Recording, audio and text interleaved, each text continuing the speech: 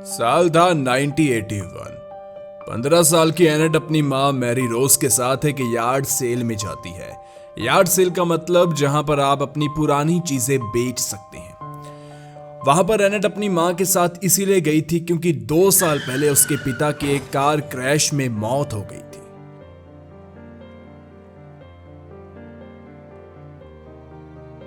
और इस मौत की वजह से माँ और बेटी बहुत परेशान थी पिछले 2 सालों से। अब उन्होंने सोचा कि समय बहुत निकल चुका है, अब जिंदगी में पीछे जो कुछ भी हुआ उससे आगे बढ़कर एक नई जिंदगी की शुरुआत की जाए। इस वजह से वो अपने पिता की पुरानी चीजें यहाँ पर बेचने आए थे। एनेट और मैरी रोज अपनी कार से बाहर निकलते हैं और उस सेल में चले जाते हैं। वहां पर मैरी रोज थोड़ा सा आगे जाती है। एनेट पीछे खड़ी ही सामान को देखती रहती है। तभी वहां पर एक 41 साल का आदमी आता है। इसकी खास बात यह थी कि इसे बोलना आता था।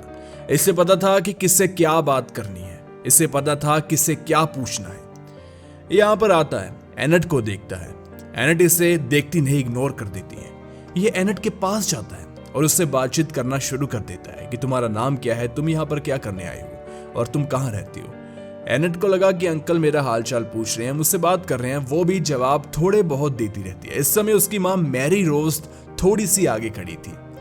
बाद में मैरी रोज सामान को दे देती है और जब वो वापस जाने वाले होते हैं, मैरी रोज एनेट को उस आदमी से बात करते हुए देखती है, लेकिन वो कुछ सोचती नहीं। उसके लिए ये बहुत नॉर्मल बात थी। वो और एनेट उस आदमी को बाय कहकर वहां से चले जाते हैं।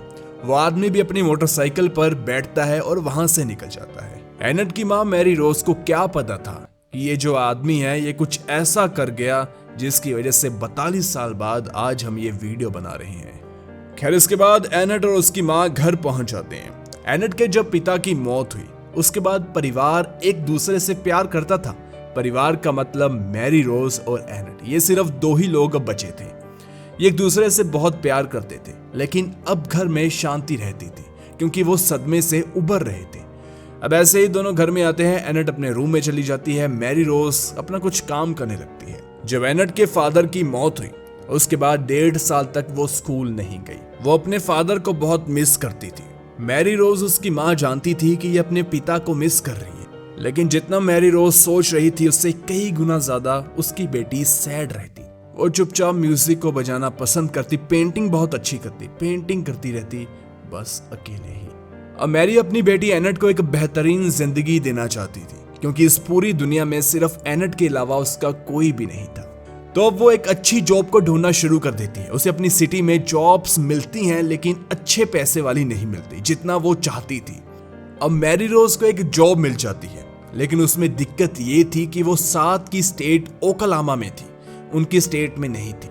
अब जॉब के लिए उसे वहां पर रहना पड़ता क्योंकि अब एनेट उसके साथ नहीं जा सकती थी, क्योंकि 2 साल के बाद उसने फिर से अपने स्कूल को ज्वाइन किया और अगले ही साल उसकी ग्रेजुएशन भी कंप्लीट होने वाली थी। मैरी रोज इस समय एक अच्छी जॉब क्यों चाहती थी? क्योंकि इसके बाद एनेट को यूनिवर्सिटी भी जाना था। चाहे ये उसकी मर्जी थी, लेकिन मैरी रोज चाहती थी कि उसकी बेटी जो करना चाहती है वह उसका साथ दे। तो इसीलिए अपने दिल पर पत्थर रखकर एनेट को उसी घर में छोड़कर मैरी रोज दूसरी स्टेट में चली जाती है जॉब करने के लिए।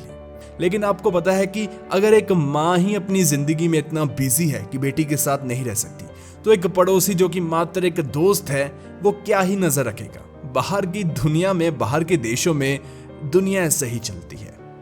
देखिए, पहले पहले तो चीजें नॉर्मल थी, पहले पहले सब कुछ सही था, लेकिन बाद में एनेट अपने लेटर में अपनी माँ को बताती है कि उसने एक नया दोस्त बनाया है। अब मैरी रोज को लगा कि बेटी स्कूल में है, कॉलेज में है, तो दोस्त बन ही जाते हैं। उसने इस चीज को बहुत नॉर्मल दिया, लेकिन उसे क्या पता था कि आगे क्या होने वाला है। अब धीरे धीरे एनेट का अपनी माँ को लेकर रवैया चेंज होता जा रहा था। पहले वो अलग तरीके से बात करती थी, लेकिन अब वो लेटर में ये लिखती थी कि मुझे लगता है कि आपने मुझे छोड़ दिया कुछ पैसों के लिए। अब यहाँ पर मैरी रोज को अपनी बेटी का रवैया कुछ अजीब लग रहा था, इसलिए वो अपने दोस्त से पूछती है कि एनेट कैसी है और क्या करती है। उसका दोस्त बताता है कि एनेट पहले से बहुत खुश रहती है, लेकिन एक अजीब चीज है, मैंने उसे कई बार एक अनजान आदमी के साथ घूमते हुए देखा और वो एक बार तो तुम्हारे घर में भी आया था। अब ये चीज सुनकर मैरी रोज हिल जाती है। अब यहाँ पर मैरी रोज इस बारे में एनेट से पूछती है कि वो कौन आदमी है जो घर में आता है। और वो कौन है जो तुम्हारा नया दोस्त है? तो वो बताती है कि एक दोस्त है, हालांकि वो उम्र में बड़ा है, लेकिन उसने मुझे बहुत चीजें सिखाई। वो ऐसी ऐसी बातें मुझे बताता है जो शायद मुझे और कोई बता ना पाए, और उसने मुझे इतना समझाया दुनिया के बारे में, अब मैं बहुत अलग इंसान बन चुकी। अब यहाँ पर मैरी रोज कुछ ज्यादा इस पर ध्यान देती नहीं, हालांकि उसे थोड़ा सा डर भी था, लेकिन वो समझती है कि एनेट समझदार है, कुछ ऐसी बात नहीं है। और ऊपर से वो एनेट को एक बहुत बड़ी खुशखबरी देने वाली थी, उसके लिए वो रुकी हुई थी, और वो सरप्राइज था एनेट के लिए। लेकिन अब जरा बात करते हैं कि वो आदमी कौन है जिससे एनेट मिलती है। वो आदमी वही है जो कि एनेट को यार्ड सेल में मिला था, जो कि अपनी मोटरसाइकिल पर आया था। उसने एनेट को अपनी बातों में ऐसे घुमाया, या यूं कहें कि फंसाया। 16 साल की एनेट 41 साल के आदमी को डेट कर रही थी। उसका बॉयफ्रेंड 41 साल का था। वो हमेशा उसके घर में आता, वो बातें करते, मिलते, लेकिन ये सभी बातें मैरी रोज को नहीं पता थी। मैरी रोज को यह सब नहीं पता था कि उसकी बेटी एक 41 साल के आदमी के साथ रिश्ते में है, जिसमें इंटीमेसी भी इंक्लूड है। और वो आदमी कुछ ऐसा दिखता था। लेकिन मैरी रोज तो छोड़ो, एनेट को इस आदमी के पास्ट के बारे में पता चल जाता। अगर इस आदमी की हिस्ट्री वो सुन लेती, तो इससे बचकर वो दुनिया के किसी भी कोने में जाने के लिए तैयार हो। इस आदमी ने क्या किया अपनी 41 साल की जिंदगी में, ये आपको अभी बताते हैं। लेकिन उससे पहले आपको बता दें कि दूसरी तरफ मैरी ने एक घर खरीद लिया था दूसरे स्टेट में। उसका सपना अपनी बेटी के साथ हसीन पल गुजारने का, अपनी बेटी के साथ रहने का अब पूरा होने वाला था। दूसरी तरफ 1 साल हो चुका था उसे अपनी बेटी से दूर गए हुए, और बेटी की ग्रेजुएशन लगभग कंप्लीट होने वाली थी।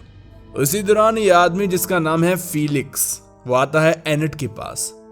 वो उसे कहता है कि जब तुम्हारी ग्रेजुएशन कंप्लीट हो जाएगी, मैं और तुम मेरी मोटरसाइकिल पर पूरा देश घूमेंगे, मोटरसाइकिल एक ट्रिप पर जाएंगे। अब एनेट को भी वो पसंद था, वो जाना भी चाहती थी। एनेट अपनी माँ से पूछ ही लेती है कि वो अपने दोस्त के साथ जाना चाहती है रोड ट्रिप पर। अब मैरी को लग रहा था कि अगर मैंने इसे मना कर दिया तो ये मुझसे बिना पूछे ही घर से भाग जाएगी, और वो उसके ऊपर कोई बंदिश लगाना नहीं चाहती थी। इसलिए ना चाहते हुए भी वो इस बात के लिए एनेट को मना नहीं करती। और अगर आपको लग रहा है कि ये रोड ट्रिप 1 महीने 1 हफ्ते का है, नहीं, 1 साल तक एनेट घर से बाहर रही, उस आदमी के साथ घूमती रही। इस दौरान वो अपनी माँ से लेटर पर बात करती थी, लेकिन वो हमेशा अपनी जगह बदलती रहती। ऑब्वियसली वो ट्रिप पर थी। अब ऐसे ही एक दिन सुबह सुबह मैरी रोज उठती है, उससे फोन आता है। फोन पर उसकी बेटी एनेट थी। एनेट उसे बताती है कि मैं इस आदमी से शादी करने वाली हूं। अब यहां पर आकर मैरी रोज को सारी चीजें क्लियर हो जाती है कि आखिर ये चल क्या रहा था। वो अपनी बेटी को कहती है कि तुम रुक जाओ, अभी तुम 18 की हो जाओगी, उसके बाद कर लेना। लेकिन एनेट नहीं मानती, और 17 साल की उम्र में वो एक 42 साल के आदमी से शादी कर लेती। अब यहाँ पर मैरी रोज उसे मना नहीं कर सकती थी, क्योंकि अगर मैरी उसे मना करती कि तुम शादी मत करो, तो एनेट फिर भी उससे शादी करती ही करती। क्योंकि जब से वो उस आदमी से मिली थी, वो मैरी की एक भी बात, मैरी तो छोड़िए किसी की कोई बात नहीं मानती। वो आदमी जो कहता था एनेट वही करती थी। इसलिए ना चाहते हुए भी उन दोनों की शादी के लिए मैरी हाँ कर देती है। मैरी रोज ने जब यह घर खरीदा था, उसने सोचा कि वो एनेट के साथ रहेगी, और उसने ये घर अपने और एनेट के दोनों के नाम पर खरीदा था, कि उसकी बेटी को ऐसा ना लगे कि कल को उसे अपने घर के लिए काम करना होगा। ये घर उसी का है। मैरी को पता था कि मैं एक दिन मर जाऊंगी, ये घर एनेट का ही हो जाएगा। ये सोचकर उसने घर लिया था, लेकिन अब उसकी जिंदगी पहले से भी खराब हो गई थी। बस ऐसे ही समय का पहिया चलता जाता है। एक समय ऐसे था जब एनेट उस आदमी के बिना रह नहीं सकती थी। अब एक दिन एनेट अपनी माँ मैरी रोज को बताती है कि मैं इस आदमी के साथ रह नहीं सकती, क्योंकि शादी के बाद फेलिक्स काफी बदल गया। पहले जो चीजें उसे फेलिक्स की पसंद आती थी, अब एनेट को वही चीजें बहुत परेशान कर रही थी। और एनेट जब प्रेग्नेंट हुई तो फेलिक्स ने उसे कहा कि तुम इस बच्चे को जन्म नहीं दे सकती, और फोर्सफुली उसका अबॉर्शन करवाने की कोशिश की। इसी वजह से वो फेलिक्स वेल को छोड़कर अपनी माँ मैरी रोज के पास आ जाती है। माँ के साथ वो रहती है।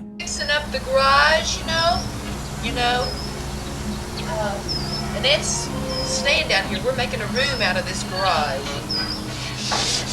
I'm about ready to paint these things. लेकिन मैरी रोज बताती है कि जब वो उस आदमी को छोड़कर वापिस आई, उसके बाद एनेट बहुत बदल गई। उसे कुछ समझ में नहीं आता था कि वो क्या कर रही है। ऐसा लगता था कि वो किसी काले जादू का शिकार हो चुकी है। एक दिन मैरी रोज और एनेट पेंटिंग बना रहे थे और तभी मैरी रोज ने एनेट की वीडियो को रिकॉर्ड किया, जो कि कुछ ऐसी थी।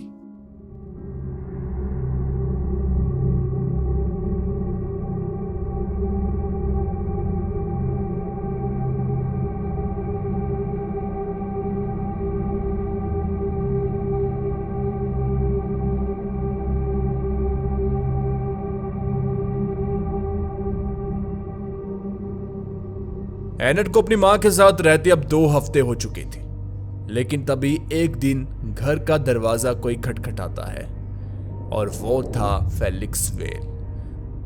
दरवाजा खोलने पर वो बिना पूछे ही अंदर आ जाता है और एनेट से मिलने की जिद करता है। जब वो एनेट से बात करता है तब वो मैरी रोज को कहता है कि मैं एनेट से अकेले में कुछ बात करना चाहता हूं। वो एनेट से बात करता है और बाद में एनेट और वो फेलिक्स वेल मैरी रोज को, यानी कि एनेट अपनी माँ को कहती है कि ये घर मेरा है और मैं और वेल यहाँ पर अकेले रहना चाहते हैं, आप अपना सामान लेकर यहाँ से चले जाएं। और बाद में उन्होंने मैरी रोज के ऊपर यह इल्जाम भी लगाया कि ये घर मैरी रोज ने अपनी बेटी का आधा अपने नाम कर लिया। मैरी रोज इस लफड़े में नहीं पड़ती और वो पूरा घर अपनी बेटी के नाम कर देती है और वहां से चली जाती है। अब यहाँ पर इसके कुछ महीने बाद मैरी रोज को पता चलता है कि एनेट ने पूरा घर जो कि उसके नाम पर था, वो सारी प्रॉपर्टी फेलिक्स के नाम पर कर दी और इसके 3 हफ्ते बाद ही एनेट वहां से गायब हो गई। एनेट का दिखना बंद हो गया, एनेट से बात होनी बंद हो गई। यहां पर फेलिक्स वेल कहता है कि एनेट किसी लड़के के साथ उसे छोड़कर मैक्सिको चली गई। वो कब वापस आएगी उसे कुछ नहीं पता, वो शायद हमेशा के लिए उसके साथ रहने के लिए चले गए। उसने मेरे साथ धोखा कर दिया। लेकिन कहीं ना कहीं मैरी रोज को पता था कि दाल में कुछ काला है। उसने पुलिस को इस बारे में बताया। पुलिस ने फेलिक्स वेल की बात मानी और कहा कि हाँ, ऐसा हो सकता है, शायद एक गायब होने का केस नहीं है, शायद एनेट अपने आप अपनी मर्जी से यहां से गई है। पुलिस ने इस मामले को रफा दफा किया और केस तक दर्ज नहीं किया। लेकिन कहीं ना कहीं मैरी रोज ये जानती थी कि एनेट के साथ कुछ ना कुछ तो बुरा हुआ है। तभी मैरी रोज पहली बार सोचती है कि देखा तो जाए ये आदमी है कौन, आखिर एनेट से मिलने से पहले ये करता क्या था, किसके साथ रहता था। फेलिक्स की जिंदगी में 20 साल पीछे जाकर ही मैरी रोज को एनेट के साथ क्या हुआ वो पता चलना था। अब यहाँ पर मैरी रोज के साथ किसी भी पुलिस का कोई साथ नहीं था, लेकिन वो अपने लेवल पर इन्वेस्टिगेशन शुरू करती है। वो बहुत मुशक्कत से एक लीड तक पहुंचती है। 1992 में करीब आधा देश ट्रैवल कर वो पहुंचती है एक लड़की स्यू जॉर्डन के पास। यह कोई और नहीं बल्कि फेलिक्स वेल की बहन थी। उससे बात करने पर पता चलता है कि फेलिक्स वेल की हिस्ट्री कुछ अच्छी नहीं है। यहाँ पर स्यू जॉर्डन एक आदमी का नाम मैरी रोज को बताती है, जिसका नाम था विल हॉटन। और जब मैरी रोज पूछती है कि ये विल हॉटन कौन है, उसका इस केस से क्या लेना देना, तब स्यू जॉर्डन जो आगे से बताती है उसे सुनकर मैरी रोज के पैरों के नीचे जमीन खिसक जाती है। तभी 1 साल की मेहनत के बाद उसे विल हॉटन का एड्रेस मिल जाता है। 1993 में मैरी रोज जाती है विल हॉटन के पास। वो उसे कहती है कि मैं तुम्हें नहीं जानती, तुम मुझे नहीं जानते, लेकिन एक बात मैं तुम्हें बताना चाहती हूँ कि फेलिक्स वेल ने मेरी बेटी के साथ शादी कर और अब पता नहीं वो कहां चली गई। वो अचानक से रातों रात गायब हो गई। ये सुनते ही वो आदमी भी हैरान हो जाता है। ये आदमी कौन है आपको बताते हैं। विल हॉटन अपनी बहन के बारे में मैरी रोज से बताना शुरू कर देता है। उसका नाम भी मैरी हॉटन वेल था, यानी कि वो फेलिक्स वेल की बीवी थी। विल हॉटन बताता है कि उसकी बहन बहुत अलग थी। वो पढ़ने लिखने में बहुत तेज, इसीलिए वो यूनिवर्सिटी में गई। वहां पर उसकी मुलाकात फेलिक्स वेल से हुई। 1960 में मुलाकात हुई। मुलाकात के 6 महीने ही वेल ने अपने प्यार का इजहार किया और उसे शादी के लिए प्रपोज कर दिया। अब यहाँ पर वो दोनों एक दूसरे से प्यार करते थे, इसलिए उन दोनों की शादी हो गई और यही उनकी जिंदगी का सबसे बड़ा रिग्रेट था।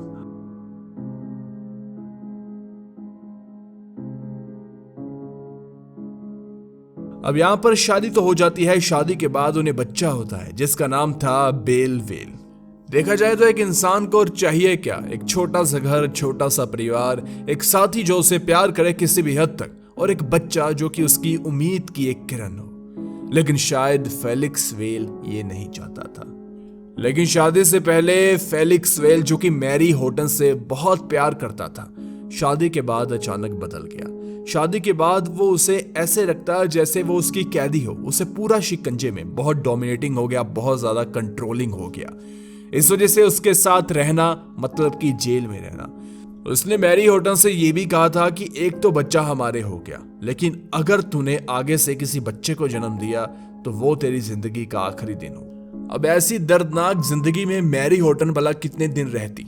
इसलिए उसने ये सब कुछ छोड़कर, यानी फेलिक्स वेल को छोड़कर, अपनी माँ के पास जाने का फैसला किया। जब वो अपनी माँ के पास जाती है, उसे माँ कहती है कि जिंदगी को एक दूसरा मौका देना चाहिए। तो एक आखिरी मौका इस आदमी को दे। अगर ये अच्छे से रहता है तो तुम्हारी जिंदगी अच्छे से निकलेगी, नहीं तो तुम भला इस पूरी दुनिया में एक बच्चे को लेकर कहाँ घूमोगी, और हम तुम्हारे साथ कितनी देर ही बैठेंगे। आज हैं कल नहीं होंगे। इसलिए मैरी हॉटन अपनी माँ की बात मानती है और वापस चली जाती है अपने पति फेलिक्स वेल के साथ। और ये भी उसकी जिंदगी की सबसे बड़ी और आखिरी गलती थी। मैरी का जो बेटा था बेल, वो था उसकी माँ के पास। एक दिन सुबह सुबह फेलिक्स और मैरी दोनों फिशिंग करने के लिए जाते हैं। फिशिंग के लिए वो बोट के जरिए वहां पहुंचते हैं और 1 घंटे बाद बोट में अकेला फेलिक्स होता है, जो कि सीधा पुलिस स्टेशन जाता है और जाकर वो चिल्लाता हुआ कहता है कि मेरी वाइफ, मेरी बीवी पानी में गिर गई, कोई उसे बचाओ। ये सब कुछ देखते ही पुलिस सबसे पहले तो उसे ही अरेस्ट करती है। क्यों, आपको बताते हैं।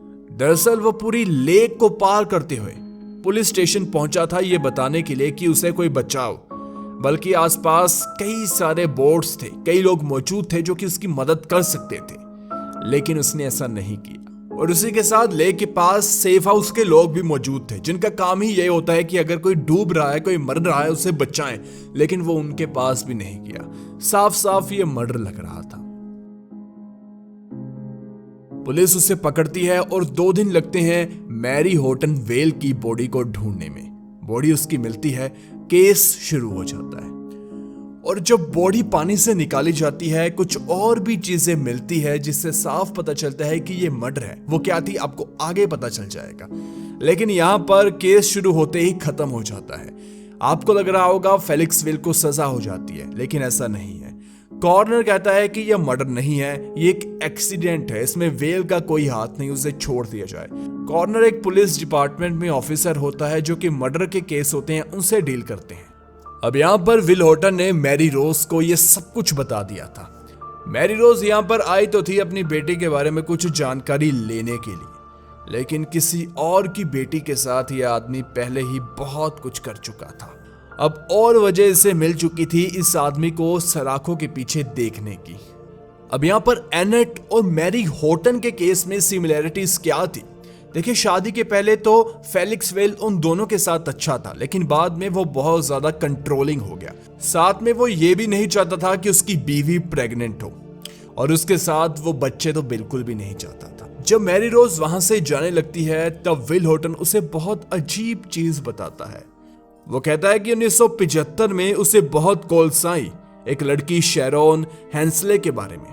तब मैरी रोज पूछती है कि शेरॉन कौन थी और तुम्हें इस बारे में कॉल क्यों आ रहे थे? तब विल हॉटन कहता है कि शेरॉन फेलिक्स वेल की अगली गर्लफ्रेंड थी, जो कि एक दिन अचानक से गायब हो गई। यह सुनते ही मैरी अपना माथा पकड़ लेती है और सोचती है कि यह आदमी और क्या क्या कर चुका है। तब समय जाता है 1994 का, और नॉर्थ डकोटा में मैरी रोज जाती है ब्रायन हेंसले से मिलने के लिए। वो ब्रायन हेंसले से कहती है कि मुझे शेरॉन के बारे में बात करनी है, और उन दोनों की पहले वैसे फोन पर बात हो चुकी थी। ब्रायन कहता है कि वो बहुत खुश रहने वाली लड़की थी, जो कोई भी उससे मिलता था उससे बहुत इंप्रेस हो जाता था। लेकिन जब वो 24 साल की थी, वो कैलिफोर्निया घूमने के लिए गई। वहां उसकी मुलाकात होती है फेलिक्स के साथ। फेलिक्स ने उसे कुछ ऐसा कह दिया जो कि उसकी बहन शेरॉन सुनना चाहती थी, और पता नहीं क्यों वो काफी ज्यादा अपने से उम्र बड़े फेलिक्स से अट्रैक्टेड फील करने लगी। यानी कि उसे थोड़ा थोड़ा उसके प्रति कुछ फील होने लगा। ऐसे ही बातों में वो दोनों मिलकर घूमना शुरू कर देते हैं। बाद में ये दोस्ती उनकी प्यार में बदल जाती है, या यूं कहूं कि शैरोन के लिए ये दोस्ती प्यार में बदल जाती है। अब यहाँ पर फिलिक्स ने उसके साथ घूमने का प्लान बनाया और ट्रैवल की शौकीन तो शैरोन भी थी। लेकिन टाइम के साथ साथ फिलिक्स बदलता गया। जैसे जैसे वो घूमते गए, एक दूसरे से करीब आते गए, फिलिक्स बहुत ज्यादा कंट्रोलिंग होने लग गया। अब यहाँ पर शैरोन के घर वालों को भी पता था कि शैरोन किसी फिलिक्स नाम के आदमी के साथ घूमती है, उसके साथ रिलेशनशिप में है। ऐसे ही एक दिन शैरोन अपने घर अपनी माँ को फोन करती है और उसने कहा कि वो फिलिक्स के साथ बहुत खुश है और नॉर्थ अमेरिका घूमने के लिए जा रही है, और ये कहकर वो फोन को काट देती है। लेकिन उसकी मदर ये जान चुकी थी कि उसकी बेटी एक बहुत बड़े खतरे में है। हालांकि उसकी बेटी ने बातें कुछ और कही, लेकिन उसकी आवाज में जो दुख दर्द था वो सारी चीजें बयां कर रहा था, और होता भी कुछ ऐसे ही है। उसकी माँ को क्या पता था कि आज उसने अपनी बेटी की आवाज आखिरी बार सुनी है। करीब 20 दिन के बाद शैरोन की मदर के पास एक लेटर आता है, और उस लेटर में फिलिक्स ने लिखा था कि शैरोन किसी अपने दोस्त के साथ, जो कि उसे अभी अभी मिला था, ऑस्ट्रेलिया घूमने चली गई।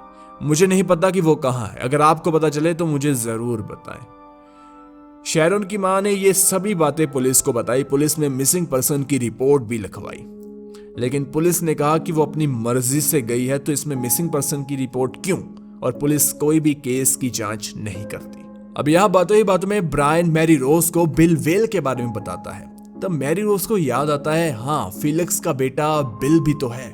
अब यहाँ पर मैरी रोज जाती है बिल से मिलने के लिए। पहले बिल मुलाकात के लिए मना करता है। क्यों, आपको बताते हैं। वो कहता है कि जो मेरा फादर है उससे जितना हो सके बचकर रहो। वो आदमी कुछ और ही प्रकार का है, उसने मेरी माँ तक को नहीं छोड़ा। बिल यहाँ पर मैरी रोज को कहता है कि प्लीज जो हम दोनों में बात हो रही है ये कहीं फिलिक्स को ना पता चल जाए। मैं नहीं चाहता उसका साया भी मेरे घर के ऊपर पड़े। बिल पहले तो कुछ ज्यादा बातें नहीं बताता, लेकिन बाद में जब उसे पता चलता है कि इस तरीके से मेरी माँ को जस्टिस मिल जाएगा, तो मैरी रोज को वो बातें बताना शुरू कर देता है। वो बताता है कि जब वो 8 साल का था तब शैरोन, जो कि मेरे फादर की गर्लफ्रेंड थी, उन दोनों के बीच बात हो रही थी, और बात ये थी कि फिलिक्स कह रहा था कि मैंने अपनी बीवी को मार दिया। शैरोन कह रही थी, नहीं, तुमने कुछ नहीं किया, तुम बस बिना वजह रिस्पॉन्सिबिलिटी ले रही हो।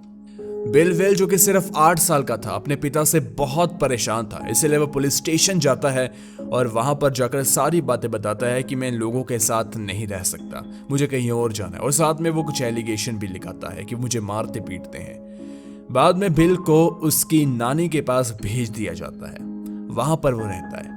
लेकिन जितना समय वो वहां पर रहा, उसे एक बात का डर हमेशा रहा कि वो दरिंदा फिलिक्स आता होगा। और हुआ भी कुछ ऐसे ही। करीब 6 साल बाद जब बिल की उम्र 13 साल हो गई, फिलिक्स बिल से मिलने के लिए आता है। वो कहता है कि मैं अपने बेटे से आखिरी बार मिलने आया हूँ, इसके बाद मैं उसे कभी नहीं दिखूंगा, और बाद में उसे मिलने दिया भी जाता है। और वो दिन और आज का दिन बिल वेल की मुलाकात फिलिक्स अपने पिता से कभी नहीं हुई। 22 साल लगे मैरी रोज को ये सब करते करते। जो काम पुलिस को या किसी स्पाई को या डिटेक्टिव को करने चाहिए थे, वो काम एक माँ कर रही थी। अब यहाँ पर मैरी रोज के पास हॉटन्स की, हेंसले की और बिल वेल की फैमिली की गवाही थी, और साथ में उसके पास अपनी भी गवाही थी कि यह आदमी फिलिक्स वेल एक सीरियल किलर है। मैरी रोज सारी चीजें लेकर पहुंच जाती है FBI के पास। एक ऑफिसर से बात होती है। उस ऑफिसर का काम था सीरियल किलिंग और उसके साथ जो कोल्ड केसेस होते हैं उनके ऊपर नजर रखना। मैरी रोज सारी चीजें बताती है। ऑफिसर इस केस में इंटरेस्टेड भी होता है, लेकिन तभी कुछ ऐसा होता है जिसके बारे में मैरी रोज ने कभी सोचा नहीं था। अचानक से सरकार FBI का बजट कट कर देती है। उस वजह से जो कोल्ड केसेस पर उनकी टीम काम कर रही थी, उस डिपार्टमेंट को ही बंद करना पड़ता है। मैरी रोज इतनी मशक्कत के बाद 22-23 साल के बाद अब उसी मोड़ पर खड़ी हो गई जहां से पहले दिन उसने शुरुआत की थी। कोई पुलिस का साथ नहीं, कोई स्पाई, कोई FBI का साथ नहीं। मैरी रोज 0 पर आ गई। लेकिन अब उसके साथ कुछ ऐसा होने वाला था जो वो कभी इमेजिन नहीं कर सकती थी। अब इस बात को 8 साल और निकल जाते हैं। मैरी रोज को 30 साल हो चुके थे अपनी बेटी को देखे हुए और 30 साल उसे हो चुके थे इस केस पर काम करते हुए। अब समय था जून 2011। मैरी रोज अपने कमरे में बैठी थी, कुछ लिख रही थी और साथ में रेडियो चल रहा था। तब अचानक से रेडियो पर एक शो आता है कोल्ड केसेस सोल्ड नाम से। यहाँ पर एक रिपोर्टर होता है जिसने एक 50 साल पुराने केस को सॉल्व कर लिया, जो कि 50 साल से ऐसे ही पड़ा हुआ था, जिसमें किसी कल्ट ने लोगों को मार दिया था। कुछ ऐसा केस था, वो इंसान सॉल्व कर देता है। अब मैरी रोज ये सब कुछ अपने कमरे में बैठी हुई सुन रही थी। अब ये शो खत्म होने वाला था। Q&A सेशन आता है। Q&A सेशन में लोग कॉल कर सकते हैं इस रेडियो रिपोर्टर को। मैरी रोज फटाफट फोन उठाती है, कॉल लगाना शुरू करती है। पहले नहीं लगता, बाद में नहीं लगता, लेकिन एंड में आकर उसका कॉल लग ही जाता है। रिपोर्टर का नाम था जेरी मिचेल, जो कि मिसिसिपी का ही रहने वाला था। मैरी रोज उसे कहती है कि जेरी, अगर मैं तुम्हें कहूं कि एक सीरियल किलर है जो कि मिसिसिपी में ही रहता है, लेकिन उसे कोई पुलिस पकड़ ही नहीं रही, वह एक आम नागरिक की तरह रह रहा है, क्या तुम इस केस पर काम करोगे? जेरी मिचेल कहता है कि क्यों नहीं करूंगा, मेरा तो ये काम है। मैरी रोज की मुलाकात होती है जेरी मिचेल से। जेरी मिचेल को वो पूरा केस समझाती है और फीलिक्स वेल के बारे में बताती है। अब यहाँ पर जेरी मिचेल को केस समझने में थोड़ी सी प्रॉब्लम हो रही थी, लेकिन फिर भी वो पूरी तरह केस समझता है। यहाँ पर मैरी रोज उसे कहती है कि जो व्यक्ति है फीलिक्स वेल, मुझे पता है कि वो मिसिसिपी में कहाँ रहता है। अब मैं उसका सामना करूंगी। मतलब एक महिला एक सीरियल किलर का सामना करेगी, उसके सामने जाकर उसके एलिगेशन लगाएगी। यहाँ पर मैरी कहती है, क्या तुम साथ चल रहे हो? जेरी कहता है, हाँ मैं चल रहा हूं। तो ये दोनों एक पुराने से टाउन में जाते हैं। एक पुराना सा घर था। घर के आसपास देखते हैं। जेरी मिचेल कहता है कि कहीं वो हमें देख तो नहीं रहा। मैरी रोज कहती है, हमें डरने की जरूरत नहीं है। अब इस घर में एक बैक विंडो थी जो कि मिसिंग थी। अब उस बैक विंडो को थोड़ा और तोड़कर मैरी रोज एक सीरियल किलर के घर के अंदर चली जाती है। जेरी मिचेल पीछे से कहता है कि नहीं, रिस्क हो सकता है। तो मैरी रोज आगे से ये कहती है, I don't worry about the risk. I just wanted to know the truth. देखिए, अब इन लोगों को घर के अंदर मिलते हैं बहुत सारे हथियार। देखिए, बंदूकें वगैरह नहीं, बल्कि चाकू और जिससे जानवरों को काटा पीटा जाता है। और उसी के साथ घर के अंदर मिलती हैं कुछ धार्मिक रिलीजियस किताबें, जो कि किसी ऐसे धर्म से नहीं थी जिसे हम जानते हैं। ये किसी कल्ट की थी, जो कि इन लोगों का अपना बनाया धर्म होता है। तभी ये अंदर ही खड़े थे, पीछे से इन्हें किसी के आने की आवाज आती है। ये घूमते हैं पीछे। पीछे होती है एक महिला जो कि पूछती है, तुम लोग अंदर क्यों आए? तब ये लोग उससे सारी चीजें बता देते हैं कि हम यहाँ पर क्यों आए, मिसिंग फेस, सब कुछ केस के बारे में बता देते हैं सच सच। वो लड़की थी काइल फॉकनर और ये थी फीलिक्स की एक बहन, जो कि उससे मिलती जुलती तो नहीं थी और वो पास ही में रहती थी, और वो वहां से गुजर रही थी तो आ गई। तो उसने बताया कि हाँ, शायद फीलिक्स ने ये सब कुछ किया हो। अब यहाँ पर जेरी मिचेल समय बर्बाद नहीं करता, सारी इंफॉर्मेशन को लेता है, क्योंकि अभी तक कोई पुलिस वाला केस पर काम करने के लिए राजी नहीं था और 4 साल और लगते हैं। और तब तक जेरी मिचेल एक किताब लिख देता है जिसमें सारे एविडेंस, सारे लोगों की रिपोर्ट, सभी की गवाही, सभी की इंटरव्यू के बारे में लिखा था। जब ये किताब छपती है तब लोगों में हल्ला मच जाता है। ये केस इतना ज्यादा हवा में आ जाता है कि FBI को इसके ऊपर काम शुरू करना पड़ता है। वो एक ऑफिसर को इस केस के ऊपर काम करने के लिए राजी कर देते हैं। केस शुरू होता है। केस क्या था? 50 साल से 3 महिलाएं गायब हैं और एक व्यक्ति पर सीरियल किलिंग का इल्जाम है जिसका नाम है फीलिक्स वेल। अब यहाँ पर ऑफिसर कहता है कि जो मैरी हॉटन का केस था, यानी फीलिक्स की पहली पत्नी का, हम उसके ऊपर ही काम कर सकते हैं, क्योंकि सिर्फ उसी केस में पता चला है कि किसी व्यक्ति की मौत हुई है। अब यहाँ पर फोर्स फटाफट से जाती है फीलिक्स वेल के घर में, घर का दरवाजा तोड़ती है, अंदर जाकर चीजों को ढूंढना शुरू कर देती है। अंदर उन्हें कल्ट की कुछ किताबें और अजीब चीजें तो मिलती हैं। उसी के साथ एक जर्नल मिलता है 30 साल का। जर्नलिंग मतलब कि फीलिक्स अपनी लाइफ के बारे में लिखता था किताबों में, और ये करीब 2500-2600 के आसपास पेज थे। लेकिन इसमें एक बात तो साफ थी कि फीलिक्स उन लड़कियों को मारता तो था, लेकिन उसने इन किताबों में कभी भी किसी को मारने के बारे में नहीं लिखा। तो इस हिसाब से केस को लेकर कोई भी बेनिफिट नहीं हो रहा था। देखिए 50 साल पुराना केस है और बड़ी बात यह है कि पहले इस केस को एक्सीडेंट या मर्डर नहीं माना गया, मतलब तो पुलिस ने जो सबूत होते हैं उन्हें इकट्ठा करने की कोशिश नहीं की और 50 साल के बाद किसी सबूत को ढूंढना तो बेवकूफ़ी है। और इसी के साथ उस समय जो लोग, जो स्टाफ काम किया करता था, जिन्होंने बॉडी को रेस्क्यू किया था, वो भी अब रिटायर हो चुका था, पता नहीं कहाँ रहता है। तब FBI को पता चलता है एक व्यक्ति के बारे में जिसका नाम था आइक एबशेर। ये कौन था, कहानी सुनिए। जिस दिन फेलिक्स वेल ने मारा, या यूं कहें कि मैरी हॉटन की मौत हुई, उस दिन पुलिस ने आइक एबशेर के फादर की बोट ली, क्योंकि उसका फादर एक बोट को ओन करता था। अब फादर बोट को चलाता था तो वो आइक एबशेर को अपने साथ ले जाता है। आइक एबशेर ने अपनी आंखों से देखा मैरी हॉटन की बॉडी को लेक से निकालते हुए और तब उसने फोटोज भी क्लिक की 2। उसमें साफ नजर आ रहा है कि मैरी हॉटन के हाथों पर निशान है किसी चीज को बांधने के और उसके मुंह में भी कोई स्कार्फ था।